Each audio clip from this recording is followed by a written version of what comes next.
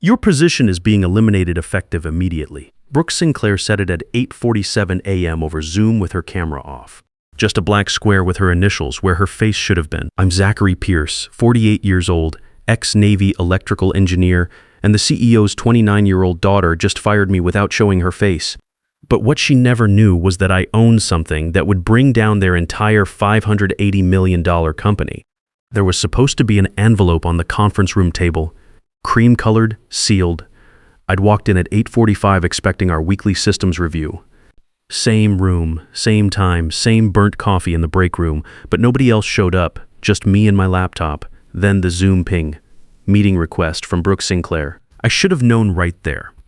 She had a Stanford MBA and about zero understanding of what we actually built. 4 months at Nexus Defense Systems, promoted to Chief Innovation Officer because she was Howard Sinclair's daughter. The CEO's golden child, here to modernize our approach to energy grid security. Last month, she asked in a product meeting if we could add AI to make Secure Grid predict user emotions. I thought she was joking. She wasn't.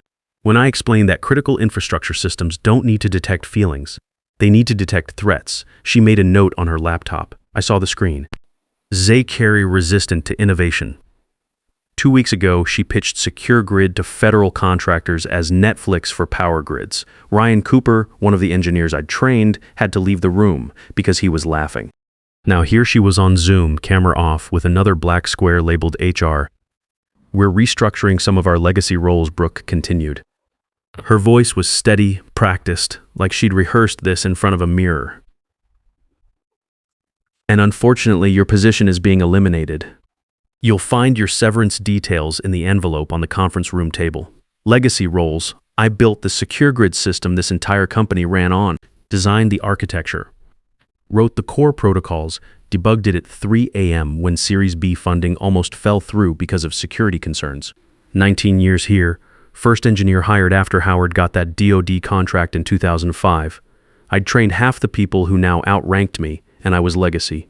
This isn't a reflection of your contributions, the HR voice added. Female, scripted, uncomfortable. We appreciate everything you've brought to Nexus Defense over the years. I looked at that envelope sitting on the polished table, didn't touch it. Where's Howard? I asked. Pause. Half a second too long. He's in strategy meetings this morning, Brooke said. But he wanted me to personally handle this transition, right? The CEO couldn't be bothered to fire his longest-serving engineer himself. Sent his daughter to do it over Zoom with her camera off. There was supposed to be a third camera square.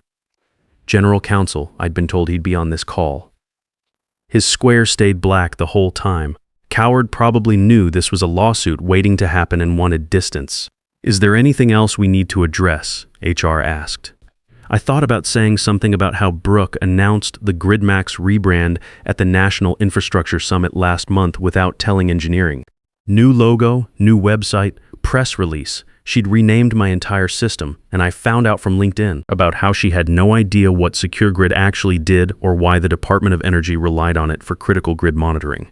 But I didn't say any of that. No, I said, we're done here. I closed the laptop, picked up the envelope. My hands were steadier than I expected. Walking out, I passed Ryan Cooper's desk. He was 28, systems engineer, one of the good ones. I'd mentored him for 3 years, taught him everything about secure grid architecture. He looked up, saw my face, saw the envelope. Zachary, he said quietly. They're restructuring legacy roles, I told him. He just stared. He knew exactly what that meant. The parking garage smelled like concrete and exhaust. 3rd floor, same spot I'd parked in for 19 years when I could get it. My truck was a 2019 F-15, nothing fancy. Paid off last year. Still smelled like that leather cleaner my ex-wife used to buy before the divorce 6 years back. I sat there for maybe 20 minutes, didn't open the envelope. Didn't need to. I knew what severance packages looked like. But as I sat there, I started thinking about something they didn't know. Something that was going to change everything. 8 years ago, I was sitting in my father's home office in San Antonio. He just died. Heart attack at 71. No warning, just gone. He was a patent attorney, worked IP law for 35 years, sharp until the very end. I was 40 then, and Secure Grid was just hitting functional stability after 3 years of nights and weekends development. See, I'd been working on it before Nexus even knew what it could become. version 0.8 beta, the core architecture that everything else got built on. That was mine before I signed any full-time employment contract with Howard Sinclair. My father knew that. He understood how these things worked. 5 days before he died, he left me a voicemail. I'd saved it, still had it. Sometimes I played it on bad days. Zachary. His voice was scratchy, tired. He'd been working late on a case. Whatever you're building at that defense company, don't give them ownership before they earn your trust. I watched Morrison Industries erase my name from a patent I drafted for 4 years. Took me 8 months in court to get it back. Set up an LLC. File the provisional patent yourself. You can license it to them later, but keep the signature yours. Corporate loyalty goes one direction until it doesn't. Trust me on this, son. I must have listened to that message 30 times the week after he died. Then I did exactly what he said. Sat in his office surrounded by his law books and those old wooden file cabinets, and I filed the paperwork. Pierce Defense Solutions LLC, registered in Delaware. Secure Grid Core System version 0.8 beta, full architecture and encryption protocols. Owner and architect, Zachary Pierce. That was 7 weeks before Nexus made me their full-time offer, before any employment IP agreements, before any of the contracts they thought gave them control. I'd licensed Secure Grid to Nexus under specific terms. Their legal team skimmed it, saw my signature, filed it away under employee inventions, and never looked at the dates. They assumed the employment contract covered everything. Nobody checked that version 0.8 was filed before I was technically their employee. But I'd buried something in that licensing agreement. 2 clauses that would become very important. Clause 11.3. No licensing rights, no derivative works, no transfers could happen without written approval from the original architect. That was me. Clause 8.2. No system renaming or rebranding without original architect approval. Brooke had just announced GridMax at the National Infrastructure Summit last month. New name, new branding, press release, the whole show. She'd breached Clause 8.2 without even knowing it existed, and now they'd fired me. I started the truck, drove home to my apartment near downtown Austin, made coffee, and I waited. Because incompetence always reveals itself. You just have to give it time. The email came 4 days later. Thursday morning, 9:15 a.m. I was drinking coffee on my couch, still in sweatpants, trying to figure out what early retirement at 48 actually looked like. Subject line. Request for confidential conversation. Sender, Maxwell Torres, CTO of Pinnacle Solutions. I stared at that name for a solid minute before opening it. Pinnacle was Nexus's oldest competitor. We'd gone head-to-head on federal contracts for years, tracked each other's patents, built entire product strategies around outmaneuvering them. In public, we pretended they didn't exist.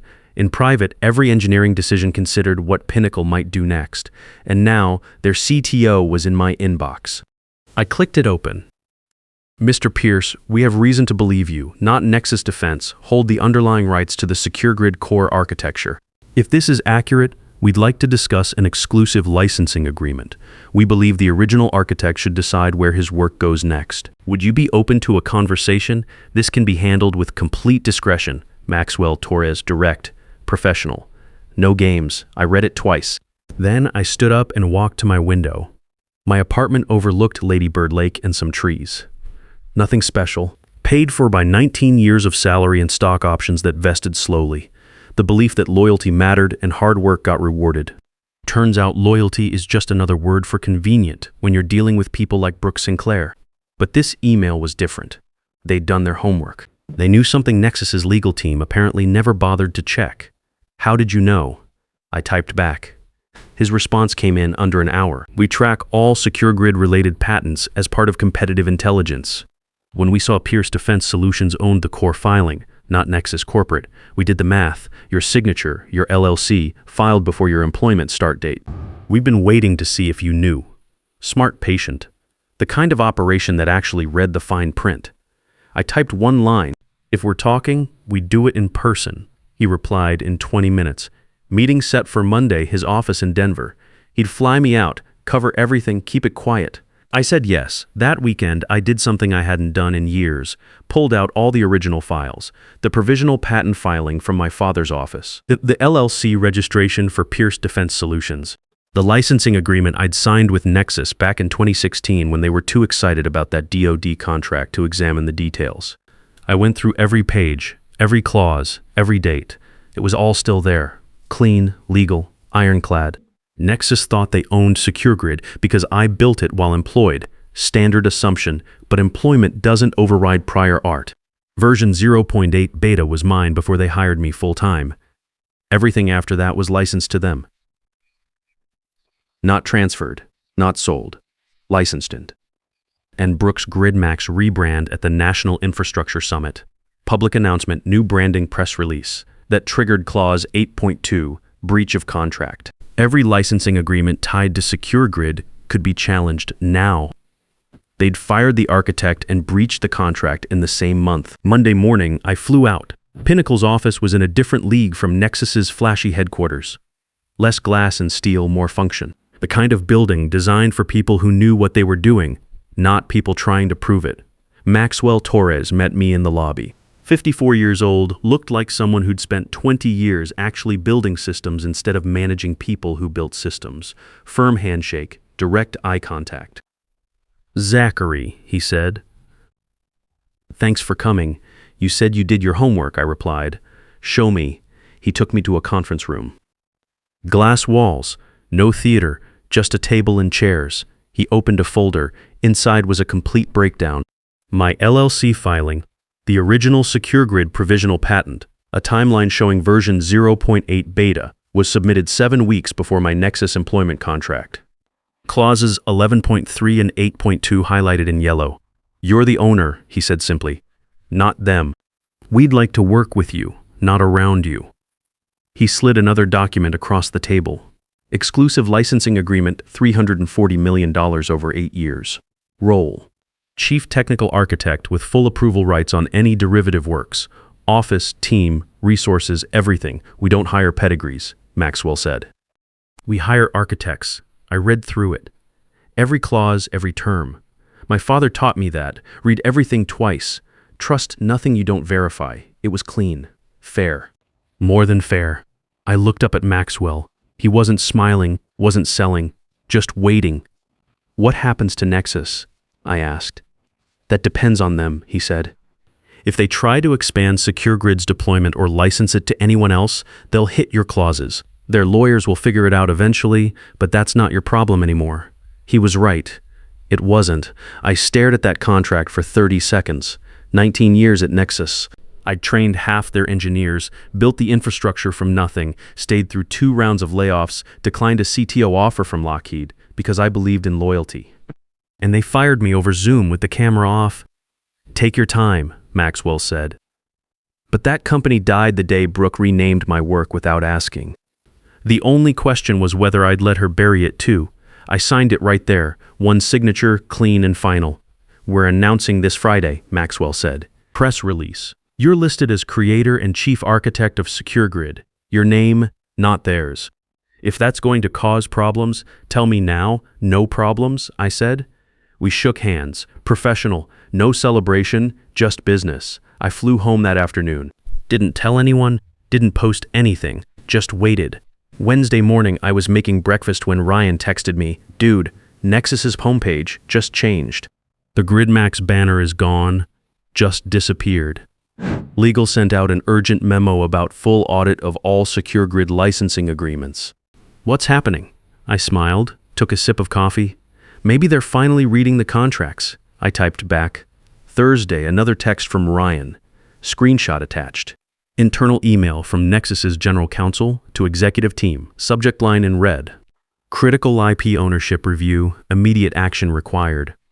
Friday morning, Pinnacle's press release went live. Pinnacle Solutions partners with Zachary Pierce, creator of SecureGrid Core Architecture. It hit every defense industry blog by 10 a.m., every infrastructure newsletter by noon. LinkedIn was on fire by 2 p.m. My phone started buzzing. Former colleagues, people I hadn't heard from in 5 years, all asking the same question. Did Nexus really not own SecureGrid? I didn't answer most of them, but the walls were cracking now, and they were just starting to understand why. The audio file came through Saturday morning. Ryan sent it with no message, just an attachment.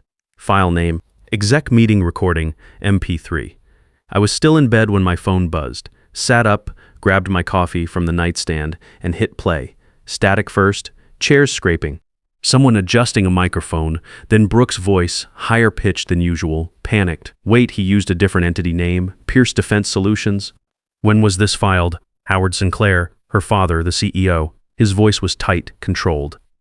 8 years ago. The provisional filing predates his full-time employment contract by 7 weeks. Silence long enough that I thought the recording cut out. So we don't own SecureGrid. A third voice. Male, board member probably. Not the core system, Howard said. We have secondary rights through a derivative licensing agreement he granted us in 2016, but those rights are contingent on compliance with the original terms. Which terms? Brooke asked.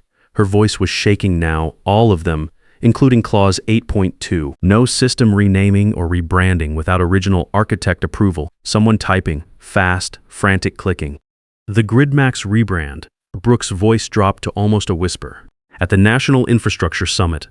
That violated it, yes. Who approved legal on that rebrand? Who checked the original licensing agreement? Her voice was climbing now, losing control. Nobody answered. This is fixable, right? Brooke again. Desperate. We contact him, we negotiate, we offer him equity, we offer him whatever he wants. He already negotiated, Howard said flatly, with Pinnacle. $340 million exclusive licensing deal. It went public yesterday. The silence after that lasted 15 seconds, felt like an hour. He went to our competitor. Brooks' voice was barely audible now, because we fired him, someone corrected. Sharp, angry. Without consulting legal, without checking IP ownership, without any due diligence whatsoever. I had HR on the call, Brooks said weakly. HR isn't legal counsel, the voice shot back. And where was general counsel? He was supposed to be on that termination call. His camera stayed off, someone else muttered. He knew this was coming, the recording cut off there. I sat there holding my phone. Coffee had gone cold. I wasn't angry anymore, wasn't even satisfied exactly. It was more like watching a building collapse in slow motion when you're the only one who saw the crack in the foundation years ago. They'd fired Zachary Pierce, the employee. They never owned Zachary Pierce, the architect.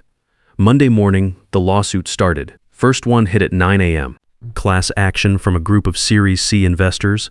Complaint alleged material misrepresentation of core intellectual property ownership in investment disclosures. Second lawsuit came at 11 a.m. Series D lead investor. Same allegations, bigger numbers. Third lawsuit landed at 2 p.m. This one from a federal contractor who'd signed a $28 million SecureGrid deployment agreement 2 months ago. They wanted out. Contract invalidation based on Nexus's inability to guarantee IP ownership. The stock started dropping at market open, down 22% in the first 3 hours. Trading got volatile but didn't halt. By close down 31% for the day, $580 million market cap cut to $400 million in one trading day. Tuesday morning was worse, down another 15% at open. By noon, the total drop hit 41% from Friday's close. $580 million had become $340 million in 40 trading days. My phone buzzed. Text from someone I knew, Jordan Hayes, partner at Capital Defense Ventures. We'd met at a few industry conferences. Smart investor. Just pulled our Series D commitment. $45 million. Should have read the contracts, Zachary. Sorry it went down like this. I texted back, not your fault. Due diligence is everyone's job. He replied with a thumbs up. Another text came in from Ryan. They just pulled Brooke from all external meetings. Board meeting happening right now. Howard looks sick. I didn't respond to that one, just watched. By Wednesday afternoon, the news was everywhere. Defense Industry Daily, Federal Times, Wall Street Journal. Nexus built on rented foundation was the headline everyone used. Some variation of that same idea. The company's flagship product wasn't actually theirs. Brooke posted on LinkedIn Wednesday night. I saw it because someone forwarded it to me. Grateful for the opportunity to serve as strategic advisor going forward. Excited to support Nexus's next chapter from a different role. Strategic advisor. That's corporate speak for we can't fire the CEO's daughter publicly. But she's never making another decision here. The comments were brutal. Over 150 of them before she turned them off. Advisor to what? The lawsuit you caused. How do you rebrand a product you don't own? This is what happens when nepotism meets incompetence. I didn't comment, didn't like it, didn't share it. Just read it once and close the browser.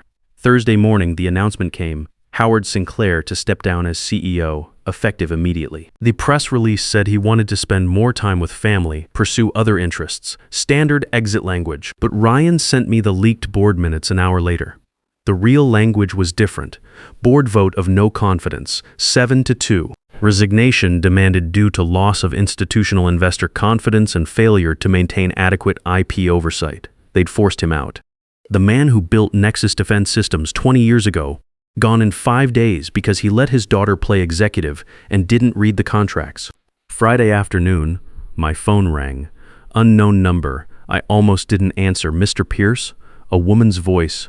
Professional. This is Diana Foster, Interim General Counsel at Nexus Defense. Do you have a moment? I'm listening. We'd like to discuss a potential settlement regarding the secure grid licensing situation. Would you be open to a confidential conversation? I looked out my apartment window. Same lake, same trees, but everything felt different now. Send it in writing, I said. My attorney will review it. Of course, can I ask? I hung up. 2 hours later, the email came. Subject: Settlement proposal, confidential. I opened it. Scanned the first paragraph. They wanted to negotiate continued use of secure grid under a new licensing agreement, offering equity, back pay, public acknowledgement, the works. I closed the email without reading the rest. Then I deleted it. Saturday morning, I flew back out to Denver, not for a meeting, for my first day as Chief Technical Architect at Pinnacle Solutions. The office felt different when you actually worked there. People nodded when I walked past. Respectful, genuine. Maxwell Torres met me at the elevator. Ready to build something that lasts, he asked. Let's see the lab, I said. The engineering lab at Pinnacle was on the 4th floor. Maxwell took me down there my first morning. Rows of workstations, servers humming in climate-controlled racks, whiteboards covered in system diagrams. It looked like Nexus did 15 years ago, before the executives cared more about branding than building. Your team, Maxwell said, gesturing to a group of 8 engineers clustered around a workstation. They've been studying secure grid documentation for 2 weeks, getting familiar with the architecture. But they're waiting on you for the next phase. One of them stood up, younger guy, maybe 26, nervous energy. Reminded me of Ryan when I first started training him. Mr. Pierce, he said. I've read your original provisional filing maybe 20 times. The encryption structure in version 0.8 beta. That's still the cleanest implementation I've ever seen for grid security. How did you know it would scale to federal deployments? I looked at him, hungry to learn, respectful of the work, not the title. I didn't know it would scale, I told him. I built it to solve one problem correctly. Clean architecture, minimal dependencies, modular design. Scaling came later because the foundation was solid. That's the only way to build anything that lasts. He nodded slowly, absorbing that. Another engineer spoke up. Woman, early 30s, senior systems lead according to her badge. What happens if Nexus tries to deploy secure grid updates under the GridMax branding? Do we sue for breach? We don't have to, I said. Every contract they sign using that branding is invalid under Clause 8.2. Federal systems require verified IP ownership for security clearances. When those checks fail, their clients will sue them. We don't need to do anything except keep building. Maxwell smiled at that. All right, let's get to work. The next 2 months moved fast. Pinnacle announced secure grid integration partnerships with 4 federal agencies that Nexus had been competing for: defense infrastructure, critical systems monitoring, power grid threat detection. We won all 4 contracts, not because we played dirty, because we had the actual architect and clean IP ownership. Federal procurement requires that. Nexus couldn't compete anymore. Ryan texted me updates every few days. I didn't ask for them, but he sent them anyway. New CEO started today. Some McKinsey guy. Nobody knows him. They're settling 3 of the investor lawsuits. Undisclosed amounts, layoffs, 35% of engineering. They kept me but cut my team to 2 people. Brooke's not in the office anymore. Someone said she's doing a speaking tour about lessons in leadership. No joke. I read them but rarely responded. That wasn't my world anymore. In late November, I got an email from Christine Wells. She was 63 now, my father's old law partner. She'd helped me set up Pierce Defense Solutions 8 years ago when I was sitting in his office trying to figure out what to do with his advice. Your father would be proud, she wrote. He always said the best contract is the one they don't know they signed until it matters. You learned that lesson well. Coffee sometime? I replied. Coffee sounds good. And thank you for everything back then. She'd never charged me for setting up that LLC, said it was the last favor she could do for my father. Turned out to be worth $340 million. December came. Pinnacle announced a $420 million federal contract. Largest grid security deployment in Department of Energy history. Secure grid at the core of it. My architecture, my protocols, my signature on every technical specification. The press release listed me as chief technical architect and creator.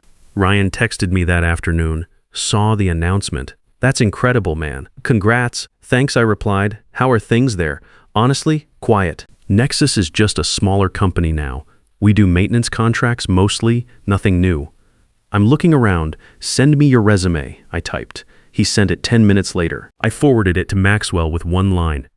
Best systems engineer I ever trained, loyal, smart, and he knows when to record the important meetings. Maxwell replied, Bring him in. That evening, I sat on my couch with a beer and my father's old voicemail pulled up on my phone. I hadn't listened to it in months. I hit play.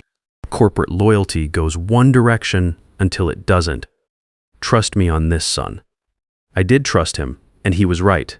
They fired the employee. They never owned the architect. And now everyone knew. Sometimes the most valuable thing you own is something they never knew you had. Your father's advice doesn't expire. It just waits for the right moment to save your life.